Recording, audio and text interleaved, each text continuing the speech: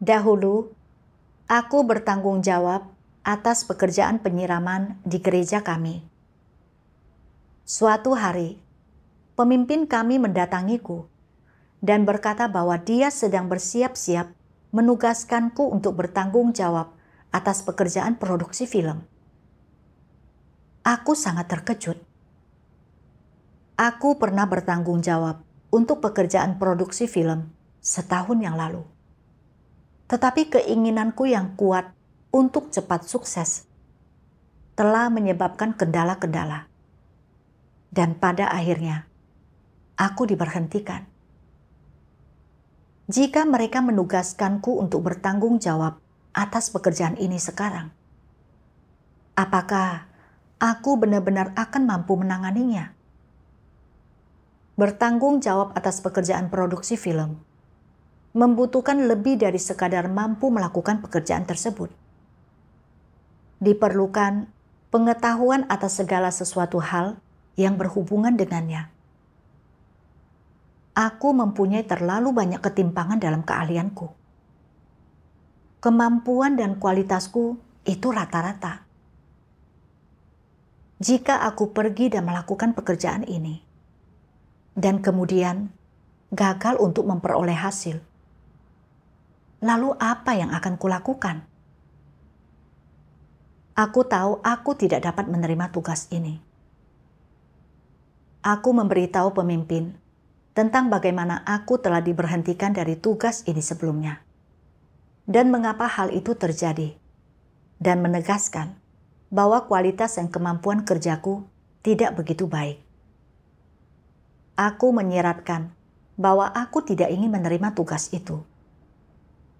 Pikirku bahwa dengan mendengarku mengatakan ini, dia akan mempertimbangkan orang lain untuk posisi tersebut. Namun pemimpin melakukan hal yang tidak kuduga.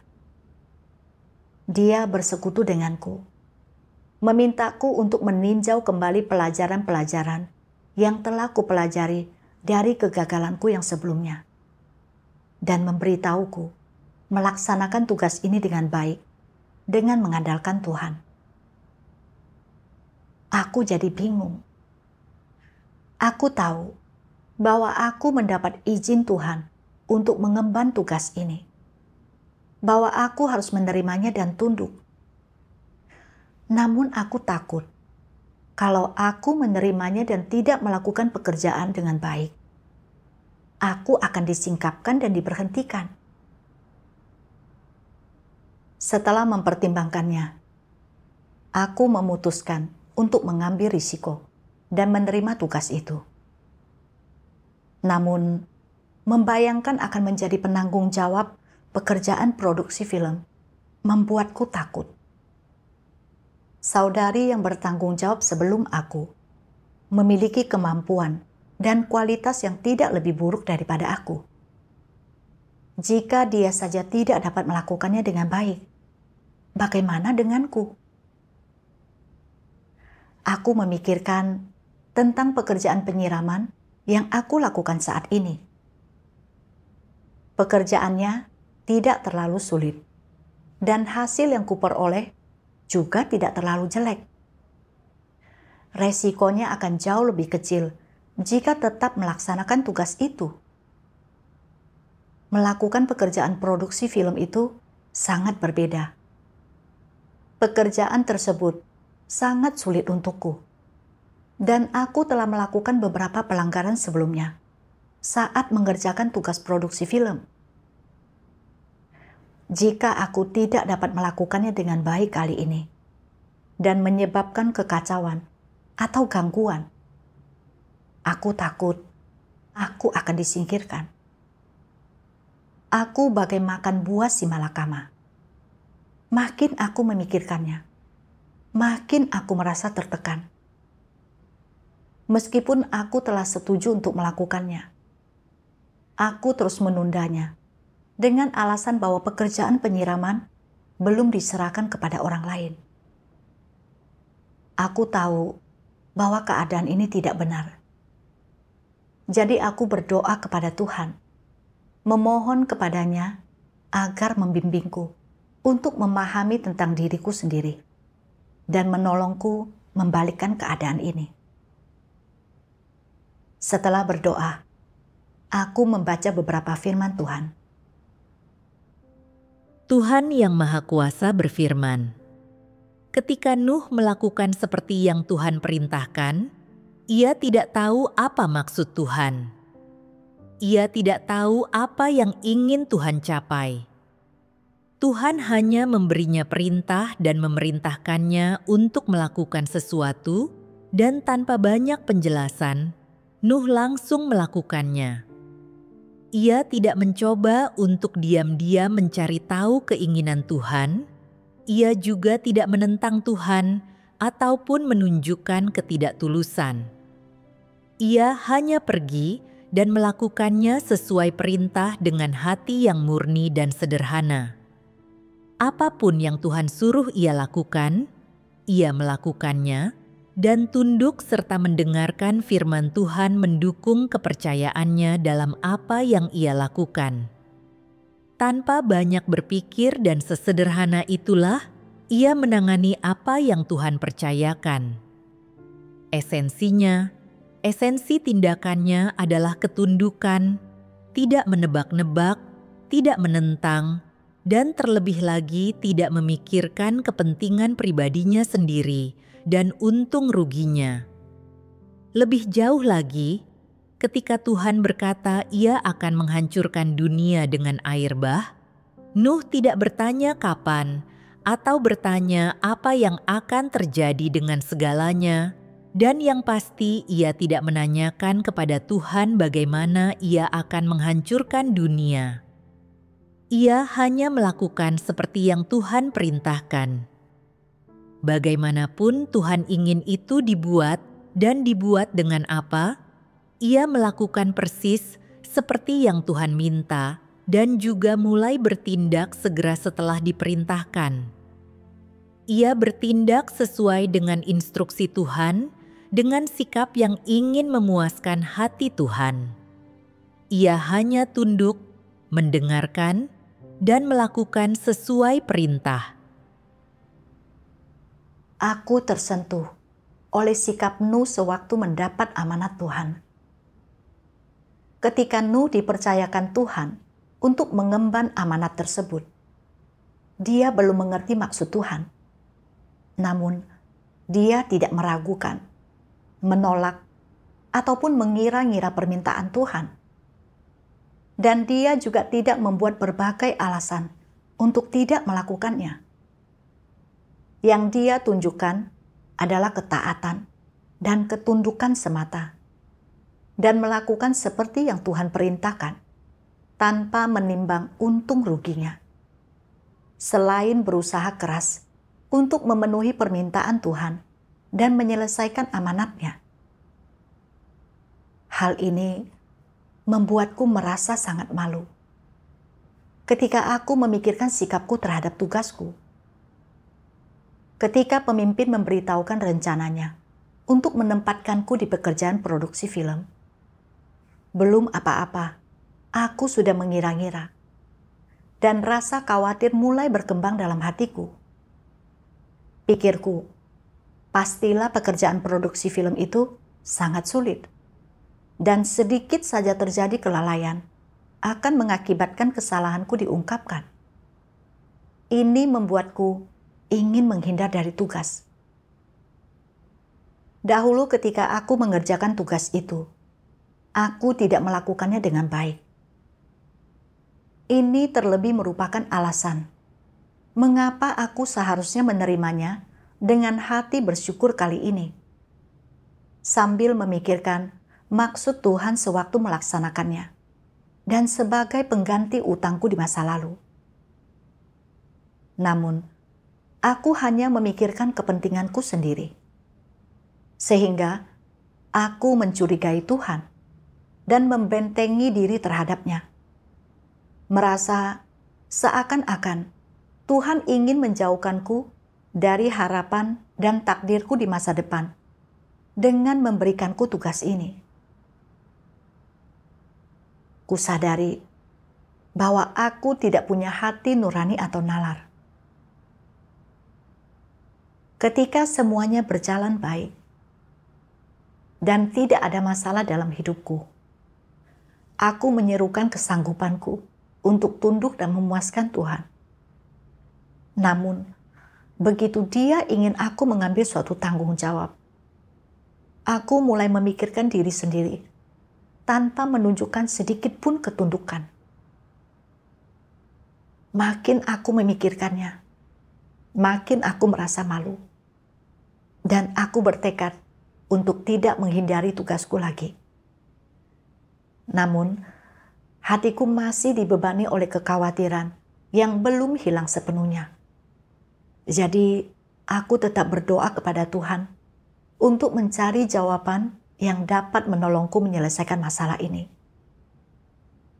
Suatu hari, selama saat teduh, aku menemukan bagian dari firman Tuhan yang memberiku pemahaman akan keadaanku.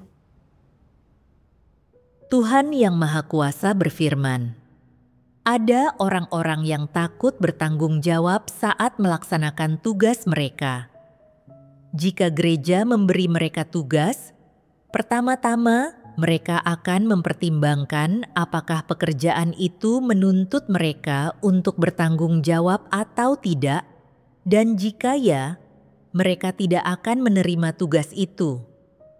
Syarat mereka untuk melaksanakan tugas adalah: pertama, tugas itu harus ringan.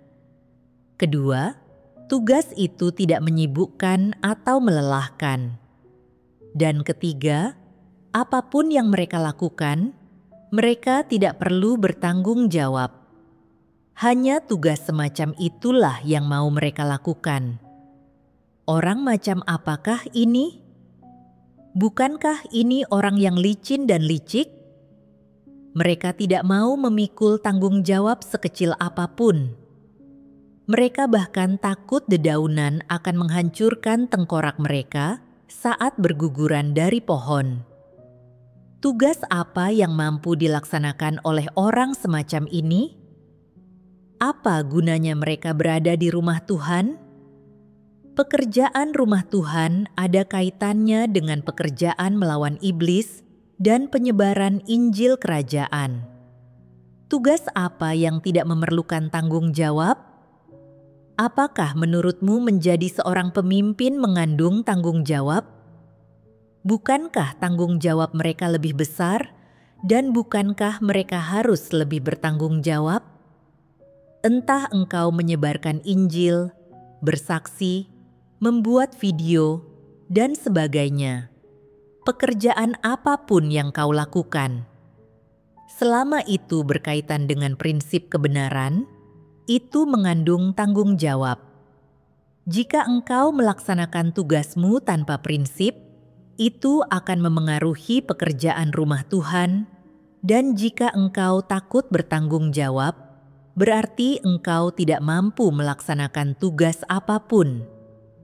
Apakah orang yang takut bertanggung jawab dalam pelaksanaan tugasnya adalah pengecut, atau apakah ada masalah dengan watak mereka?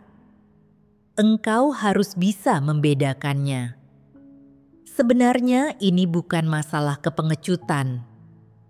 Jika orang itu mengejar kekayaan atau melakukan sesuatu untuk kepentingannya sendiri, mengapa dia bisa begitu berani?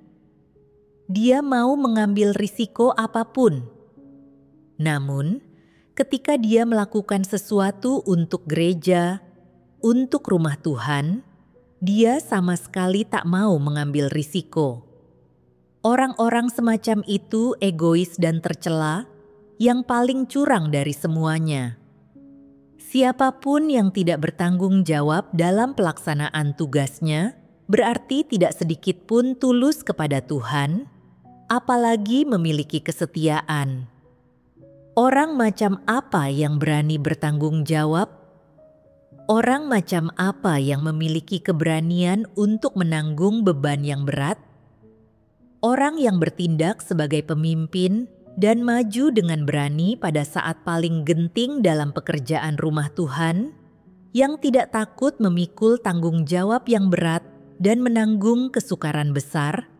ketika mereka melihat pekerjaan yang paling penting dan krusial.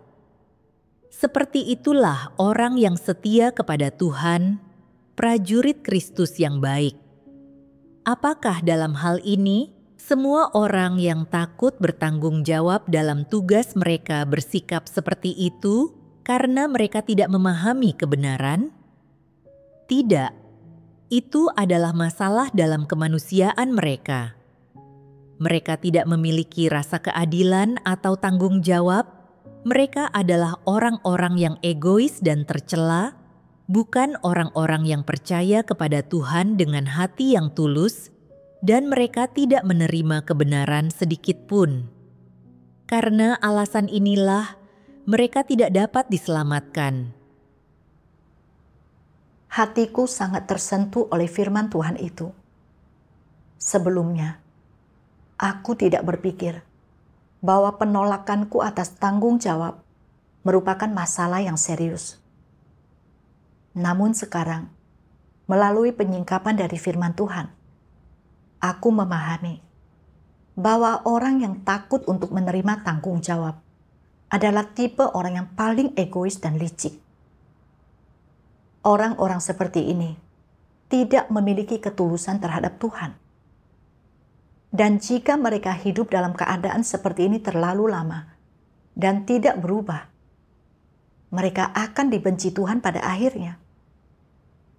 Aku menyadari bahwa aku juga seperti mereka jika ditinjau dari firman Tuhan.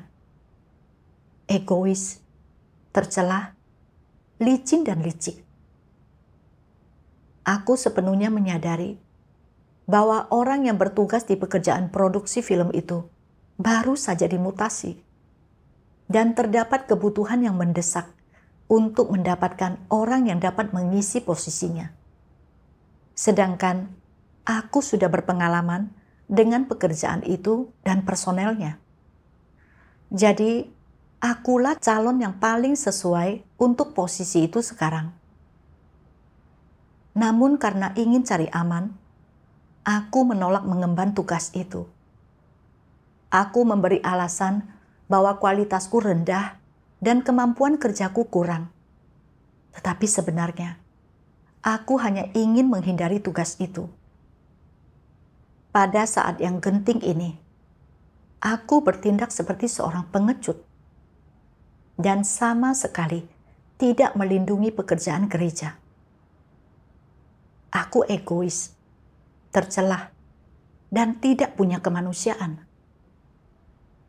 Sebaliknya, orang yang benar-benar punya kemanusiaan yang baik, ketika mereka melihat keadaan yang sulit dalam pekerjaan gereja, mereka akan dengan sigap berdiri dan bergegas untuk menopang pekerjaan itu tanpa berpikir tentang untung ruginya.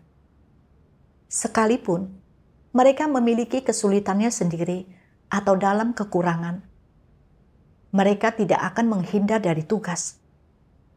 Mereka akan mengandalkan Tuhan untuk mengetahui apa yang harus dilakukan dan berlatih melalui pengalaman dan berusaha keras untuk menjadi lebih baik. Hanya orang seperti itu yang memiliki hati nurani dan nalar. Saat aku memikirkan semua ini, aku merasa sedih dan menyesal. Sambil merenungkannya, aku bertanya pada diri sendiri, apa yang membuatku menolak tugas ini? Kemudian, aku membaca lebih lanjut firman Tuhan.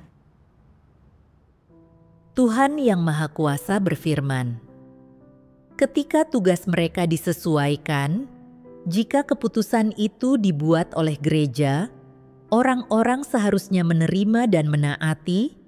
Mereka harus merenungkan diri mereka sendiri, serta memahami esensi masalahnya dan kekurangan mereka sendiri.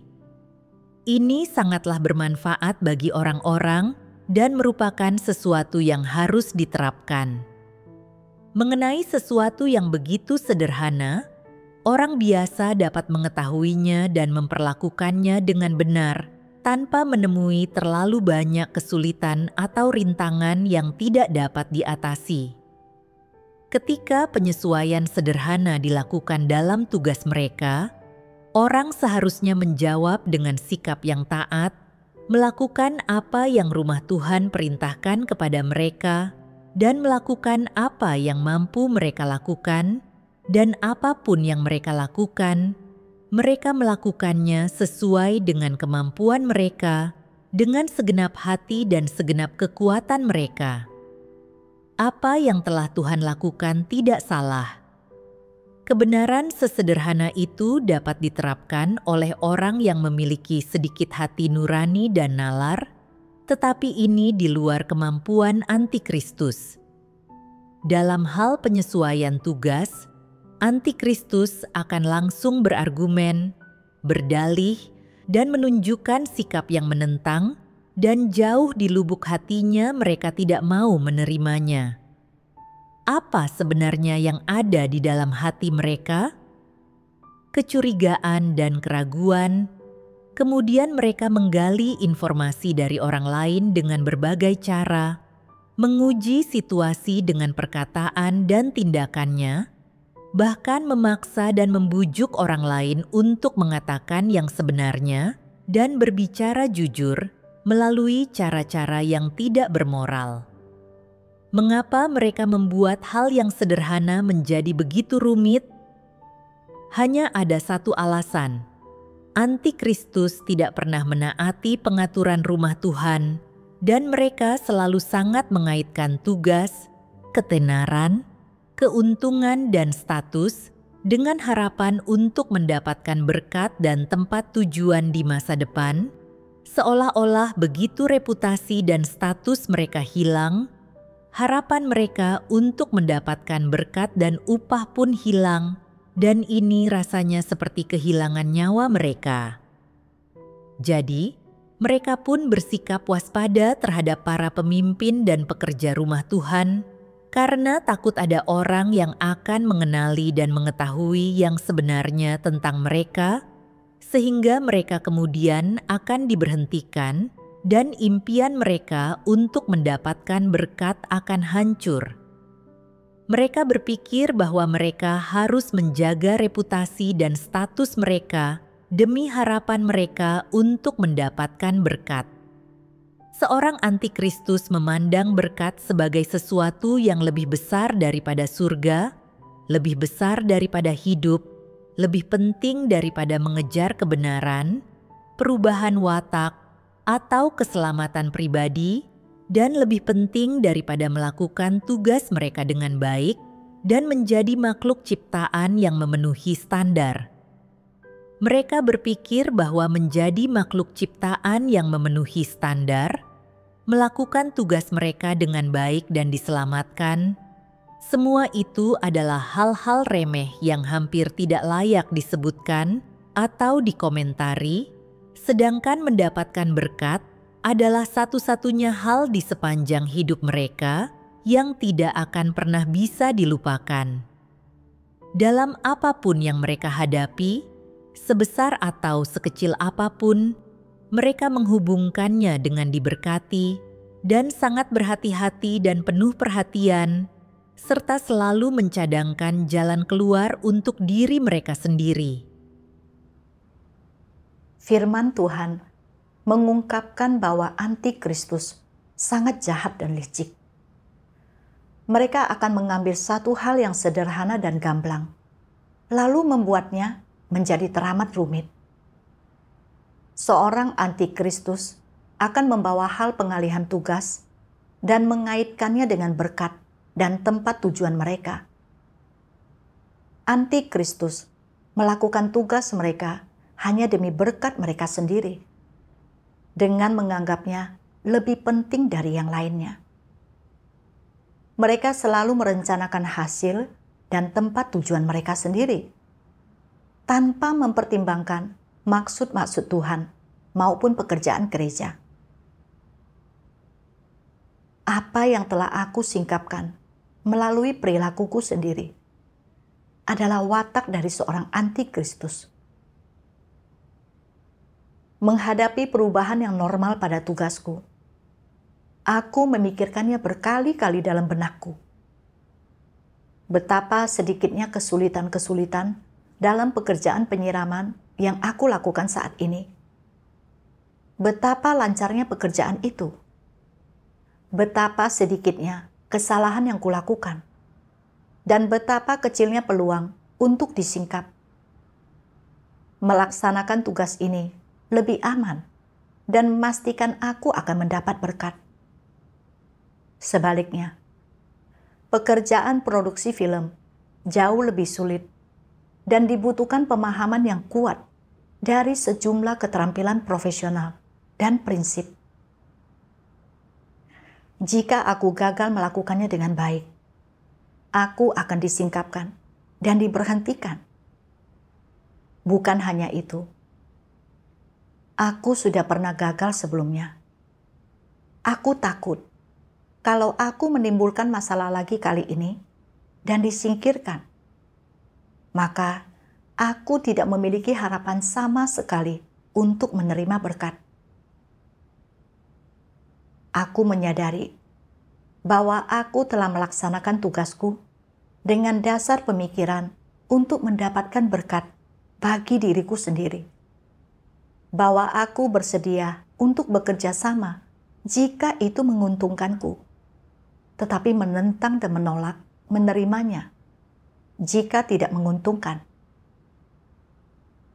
Aku menyiapkan jalan keluar untuk diriku sendiri, yaitu dengan berhati-hati melindungi diriku dan berusaha menggunakan tugasku untuk mencapai tujuanku dalam mendapatkan berkat. Aku menjadi begitu licik dan jahat. Lalu, aku teringat akan firman Tuhan. Tuhan yang Maha Kuasa berfirman, "Bagi makhluk ciptaan, mampu melaksanakan tugas sebagai makhluk ciptaan, mampu memuaskan Sang Pencipta adalah hal yang terindah di antara manusia dan merupakan sesuatu yang patut disebarluaskan sebagai sebuah kisah yang patut dipuji oleh semua orang." Apapun yang dipercayakan Sang Pencipta kepada makhluk ciptaan harus diterima tanpa syarat oleh mereka. Bagi manusia, ini adalah masalah kebahagiaan dan kehormatan, dan bagi semua orang yang mampu melaksanakan tugas sebagai makhluk ciptaan, tidak ada yang lebih indah atau patut dikenang. Ini adalah sesuatu yang positif. Hal yang begitu indah dan begitu besar diputarbalikkan oleh orang-orang seperti antikristus menjadi sebuah transaksi di mana mereka menuntut mahkota dan upah dari tangan Tuhan. Transaksi seperti itu mengubah sesuatu yang paling indah dan adil menjadi sesuatu yang paling buruk dan jahat. Bukankah ini yang dilakukan para antikristus? Dilihat dari hal ini, bukankah para antikristus itu jahat? Mereka memang sangat jahat. Melaksanakan tugas-tugasnya merupakan hal yang paling indah dan adil bagi makhluk ciptaan. Namun, antikristus memutarbalikkan hal indah ini menjadi sebuah kesepakatan. Mereka percaya kepada Tuhan tanpa ketulusan dan melaksanakan tugas mereka untuk mendapatkan berkat bagi diri mereka sendiri. Esensi mereka adalah pengikut yang bukan orang percaya. Aku memikirkan berapa lama aku telah percaya kepada Tuhan, dan berapa banyak aku telah makan dan minum firman Tuhan. Tetapi pandanganku akan pencarian tidak berubah sama sekali. Sikapku terhadap tugasku adalah sikap seorang antikristus. Jika aku tidak berubah, aku akan dibenci oleh Tuhan. Aku terus merenungkan hal ini untuk memahami diriku sendiri dan menemukan bagian dari firman Tuhan. Tuhan yang Maha Kuasa berfirman, Antikristus tidak percaya bahwa firman Tuhan adalah kebenaran dan mereka tidak percaya bahwa wataknya adil dan kudus. Mereka memandang semua ini melalui gagasan dan imajinasi manusia, dan mereka memperlakukan pekerjaan Tuhan berdasarkan perspektif manusia, pemikiran manusia, dan tipu daya manusia, menggunakan logika dan pemikiran iblis untuk menggambarkan watak, identitas, dan esensi Tuhan. Jelaslah bahwa antikristus bukan saja tidak menerima ataupun mengakui watak, identitas, dan esensi Tuhan. Sebaliknya, mereka penuh dengan gagasan, penentangan, dan pemberontakan terhadap Tuhan, dan tidak memiliki sedikit pun pengenalan yang nyata akan Dia. Definisi antikristus tentang pekerjaan Tuhan, watak Tuhan, dan kasih Tuhan patut dipertanyakan, sangat diragukan, dan mereka penuh dengan skeptisisme, penyangkalan, dan fitnah terhadapnya. Lalu bagaimana tentang identitasnya? Watak Tuhan merepresentasikan identitasnya. Dengan anggapan yang mereka miliki tentang watak Tuhan, anggapan mereka tentang identitas Tuhan sudah jelas, benar-benar menyangkalnya. Seperti inilah esensi antikristus itu. Tuhan mengungkapkan bahwa antikristus tidak percaya kepada kebenaran Tuhan. Mereka tidak percaya bahwa rumah Tuhan diatur oleh kebenaran. Dan mereka bahkan menolak untuk mengakui bahwa firman Tuhan adalah kebenaran. Antikristus selalu memandang tindakan Tuhan berdasarkan gagasan dan imajinasi mereka sendiri. Mereka penuh dengan keraguan dan penyangkalan atas kebenaran Tuhan. Dan mereka tidak percaya bahwa Tuhan itu adil dan benar. Ini adalah pencemaran nama baik dan penistaan terhadap Tuhan. Ketika aku selesai membaca firman Tuhan, aku merasa takut. Aku merasa betapa aku telah berperilaku sama seperti seorang antikristus. Aku tidak mendasarkan pandanganku tentang segala sesuatu pada firman Tuhan. Dan aku tidak percaya pada kebenaran Tuhan. Sebaliknya, aku secara keliru percaya bahwa makin besar tanggung jawab yang kuambil dan makin tinggi kesulitan pekerjaannya, maka makin cepat aku akan tersingkap. Aku pikir bahwa begitu aku gagal melakukan pekerjaanku dengan baik, atau timbul penyimpangan, aku akan diberhentikan dan disingkirkan. Jadi, aku selalu ingin menghindar dari tanggung jawab itu. Aku tidak ingin pekerjaanku menjadi sulit atau menonjol. Berpikir bahwa dengan cara ini, aku tidak akan tersingkap begitu cepat. Kini, melalui firman Tuhan, aku memahami bahwa Tuhan itu benar dan bahwa gereja mengalihkan tugas-tugas orang berdasarkan prinsip-prinsip. Gereja tidak hanya dengan seenaknya memberhentikan orang karena kesalahan dan pelanggaran sementara. Gereja melihat kinerja yang konsisten dari orang itu dan mengambil keputusan yang menyeluruh. Jika seseorang adalah orang yang punya kemanusiaan yang baik dan mengejar kebenaran, sekalipun beberapa penyimpangan muncul dalam pekerjaan mereka, atau untuk sementara gagal dalam mencapai hasil yang baik, gereja akan menolong dan mendukung mereka. Demikian juga, jika seseorang tidak dapat melakukan pekerjaan nyata karena mereka kurang berkualitas, gereja akan melihat keadaan mereka dan menugaskan mereka tugas yang sesuai. Dan jika seseorang terus-menerus gagal melakukan pekerjaan nyata, atau mengganggu dan mengacaukan pekerjaan gereja, dan jika mereka terus-menerus gagal untuk bertobat setelah berulang kali menerima bantuan dan persekutuan, maka pada akhirnya mereka akan diberhentikan. Aku teringat kembali saat terakhir aku bertanggung jawab atas pekerjaan produksi film, dan betapa hasratku untuk cepat sukses telah menyebabkan kendala-kendala. Waktu itu, saudara-saudari lainnya telah bersekutu denganku dan mencoba untuk menolongku. Tetapi aku tidak mengubah jalanku, dan pada akhirnya aku diberhentikan. Namun, gereja masih memberiku kesempatan lagi untuk bertobat dengan mengizinkanku untuk tetap melaksanakan tugas. Aku juga melihat bagaimana beberapa saudara-saudari di sekitarku sering mempunyai masalah dan kesulitan dalam pekerjaan mereka. Tetapi mereka sederhana dan jujur, serta mereka mengejar kebenaran.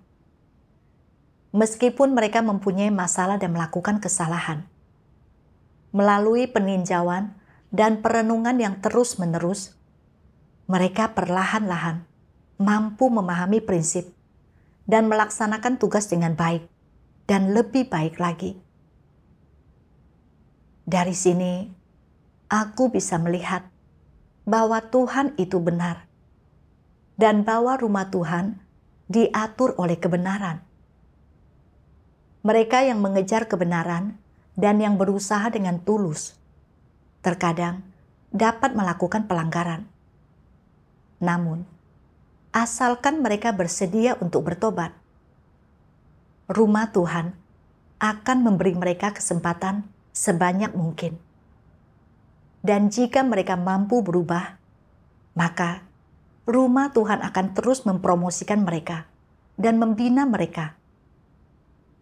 Namun, mereka yang tidak menerima kebenaran, membenci kebenaran, dan melakukan segala macam kejahatan tanpa bertobat, orang-orang itu akan dikeluarkan dari rumah Tuhan. Gereja menugaskanku untuk bertanggung jawab atas pekerjaan produksi film, dan dengan melakukannya, memberiku sebuah kesempatan untuk melakukan penerapan dan memperbaiki kekurangan-kekuranganku. Aku bukan hanya tak bersyukur untuk ini, tetapi juga salah memahami dan melindungi diri terhadap keputusan ini, dengan berpikir bahwa rumah Tuhan sama tidak adil dan tidak benarnya dengan masyarakat. Bukankah ini semacam penistaan terhadap Tuhan? Ketika aku menyadari hal ini, air mataku mulai mengalir. Aku membenci diriku sendiri karena pemberontakanku dan karena kurangnya hati nurani dan nalarku. Aku merasa sangat menyesal dan menyalahkan diri sendiri, serta datang ke hadapan Tuhan untuk berdoa dan bertobat. Di masa depan, aku tidak akan lagi salah memahami dan waspada terhadap Tuhan. Setelah itu, aku membaca 2 bagian dari firman Tuhan. Tuhan yang Maha Kuasa berfirman, "Tidak ada hubungan antara tugas manusia dan apakah dia menerima berkat atau menderita kemalangan. Tugas adalah apa yang manusia harus penuhi. Itu adalah panggilan surgawinya dan seharusnya tidak bergantung pada imbalan jasa, kondisi, atau nalar. Baru setelah itulah dia bisa dikatakan melakukan tugasnya. Menerima berkat mengacu pada ketika seseorang disempurnakan dan menikmati berkat Tuhan setelah mengalami penghakiman.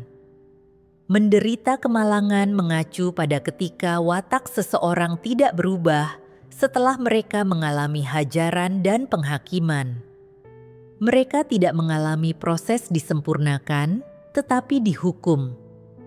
Namun terlepas dari apakah mereka menerima berkat atau menderita kemalangan, makhluk ciptaan harus memenuhi tugasnya, melakukan apa yang seharusnya dilakukan, dan melakukan apa yang mampu dilakukannya.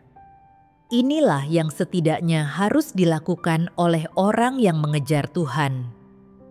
Engkau tidak seharusnya melakukan tugasmu hanya untuk menerima berkat, dan engkau tidak seharusnya menolak untuk bertindak karena takut mengalami kemalangan. Kuberitahukan satu hal kepadamu, pelaksanaan tugas manusia adalah apa yang harus dia lakukan, dan jika dia tidak mampu melaksanakan tugasnya, maka ini adalah pemberontakannya. Apa sajakah perwujudan orang jujur itu? Pertama, mereka tidak meragukan firman Tuhan. Itu adalah salah satu perwujudan orang yang jujur.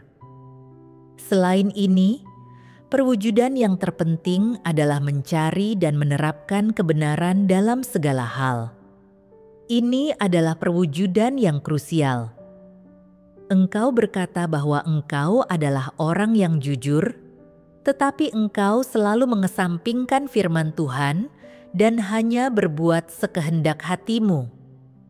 Seperti itukah perwujudan orang yang jujur? Engkau berkata, "Meskipun kualitas kemampuanku buruk, aku memiliki hati yang jujur." Namun, ketika sebuah tugas diberikan kepadamu, engkau takut menderita dan dimintai pertanggungjawaban jika tidak melaksanakannya dengan baik, sehingga engkau membuat alasan untuk melalaikan tugasmu atau menyarankan agar orang lain saja yang melakukannya. Seperti inikah perwujudan orang yang jujur? Tentu bukan. Jadi, bagaimanakah seharusnya perilaku orang jujur? Mereka harus tunduk pada pengaturan Tuhan, loyal melaksanakan tugas yang sudah seharusnya mereka laksanakan, dan berusaha memenuhi maksud Tuhan. Ini terwujud dengan sendirinya dalam beberapa tindakan.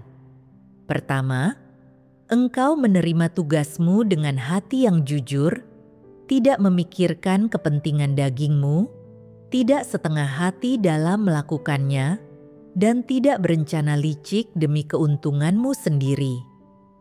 Tindakan-tindakan tersebut adalah perwujudan kejujuran. Tindakan lainnya adalah engkau mengerahkan segenap hati dan kekuatanmu agar dapat melaksanakan tugasmu dengan baik, melakukan segala sesuatu dengan benar, dan mengerahkan hati dan kasihmu pada tugasmu agar dapat memuaskan Tuhan. Perwujudan inilah yang seharusnya ditunjukkan oleh orang jujur dalam melaksanakan tugas mereka. Firman Tuhan memberiku sebuah jalan penerapan. Tugas adalah sebuah panggilan surgawi seseorang, sebuah tanggung jawab yang mereka harus penuhi. Tugas tidak ada sangkut pautnya dengan menerima berkat atau menghadapi kemalangan. Entah itu tugas yang baik atau buruk. Aku harus menerima tugas ini dengan hati yang jujur dan melakukan sebaik yang aku bisa tanpa merencanakan atau bersiasat untuk keuntunganku sendiri. Tidak peduli apapun kesulitan yang aku hadapi dalam tugasku. Asalkan aku dengan tulus mengandalkan Tuhan, maka Dia akan membimbingku. Aku bersedia untuk semaksimal mungkin bekerja sama dengan hati terbuka. Jika kualitasku benar-benar kurang, atau jika kemampuanku tidak cukup, dan aku tidak mampu melaksanakan tugas itu, maka aku bersedia menerima pengalihan tugas dari gereja. Setelah ini, aku mulai mengambil tanggung jawab atas pekerjaan produksi film. Selama melakukan pekerjaanku, aku terkadang menghadapi kesulitan atau kegagalan. Tetapi aku tidak lagi dipenuhi rasa was-was akan hal ini. Melalui kerjasama dalam hati dan pikiran dengan saudara-saudariku, dan dengan mencari prinsip kebenaran bersama-sama, kami perlahan-lahan mampu menyelesaikan kesulitan ini. Aku belajar dari kegagalan-kegagalanku, dan tidak lama kemudian, pekerjaan itu meningkat. Saat melihat semua ini, aku tersentuh bahwa aku mampu mengalami perubahan yang demikian adalah sepenuhnya hasil dari firman Tuhan. Syukur kepada Tuhan.